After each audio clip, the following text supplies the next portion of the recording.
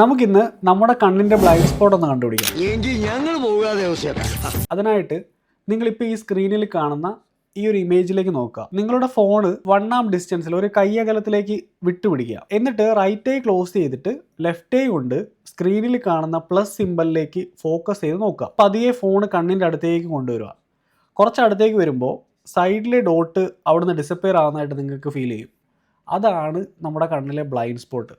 എന്നിട്ട് ഫോൺ കുറച്ച് റൈറ്റിലേക്കും ലെഫ്റ്റിലേക്കും മുകളിലേക്കും താഴേക്കൊക്കെ ഒന്ന് മൂവ് ചെയ്ത് നോക്കിയാൽ ഈ ഡോട്ട് തിരിച്ച് പ്രത്യക്ഷപ്പെടുന്നത് കാണാം. ഇനി ഡ്രൈവ് ചെയ്യുന്ന സമയത്ത് ഈ ബ്ലൈൻഡ് സ്പോട്ടിനെ എങ്ങനെ അവോയ്ഡ് ചെയ്യാന്നുള്ളത് നോക്കാം. അതിൽ first one, optimise mirror positioning.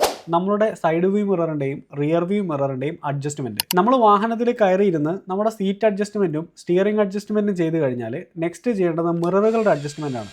Side view മിററും റിയർ വ്യൂ മിററും കൃത്യമായിട്ട് വ്യൂ കിട്ടുന്ന രീതിയിൽ പരമാവധി ഏരിയ കവർ ചെയ്യുന്ന രീതിയിൽ മിറർ പൊസിഷനിങ് ചെയ്യണം. വാഹനം വശങ്ങളിലേക്ക് ടേൺ ചെയ്യുന്നതിന് മുന്നേ ആയിട്ട് സൈഡ് വ്യൂ മിററും റിയർ വ്യൂ മിററും കൂടി ചെക്ക് ചെയ്യണം. രണ്ടാമതായിട്ട് perform shoulder and head check. ലൈനുകളൊക്കെ ചേഞ്ച് ചെയ്യുന്നതിന് മുന്നേ ആയിട്ട് സൈഡ് വ്യൂ മിററിനോടൊപ്പം ഷോൾഡർ സൈഡിലേക്ക് ഒരു ചെറിയ ലുക്ക് കൂടെ കൊടുക്കുക.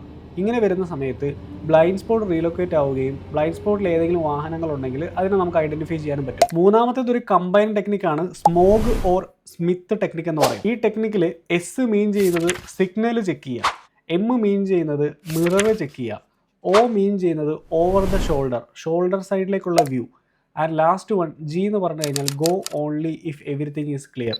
എല്ലാം ഓക്കെ ആണെങ്കിൽ മാത്രം ആ വശത്തേക്ക് ടേൺ ചെയ്യാം. നാലാമതായിട്ട് ഇപ്പോൾ ഇറങ്ങുന്ന ഭൂരിഭാഗം വാഹനങ്ങളിലും 360 ക്യാമറ, ലൈൻ അസിസ്റ്റ്, അഡാസ്, അതുപോലെ ബ്ലൈൻഡ് സ്പോട്ട് സെൻസേഴ്സ്, ഇതുപോലുള്ള നിരവധി റോഡ് സേഫ്റ്റി ഫീച്ചേഴ്സ് ഉണ്ട്.